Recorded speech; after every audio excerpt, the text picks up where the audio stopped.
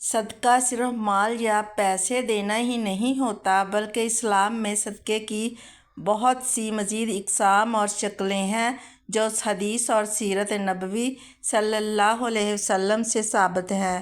صدقہ کی مختلف شکلیں۔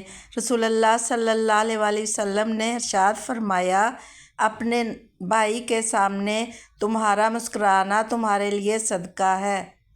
نمبر 2، تمہارا بھٹکے ہوئے کو راستہ دکھانا صدقہ ہے۔ نمبر 3، کسی نابینا کو راستہ دکھانا صدقہ ہے۔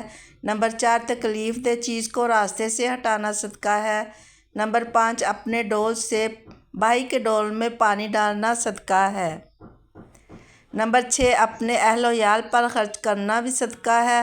نمبر 7، اچھی بات کہنا بھی ایک صدقہ ہے۔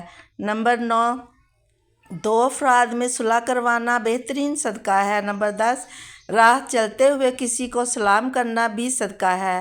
نمبر 11، کسی کو دین یا دنیا کا نفع بخش علم سکھانا بھی صدقہ ہے۔ نمبر 2، اپنے بھائی مسلمان کے لیے دل سے نیک دعا کرنا بھی صدقہ ہے۔ نمبر 13، کسی مریض کی تیمارداری کرنا اور اس کا حال پوچھنا بھی صدقہ ہے۔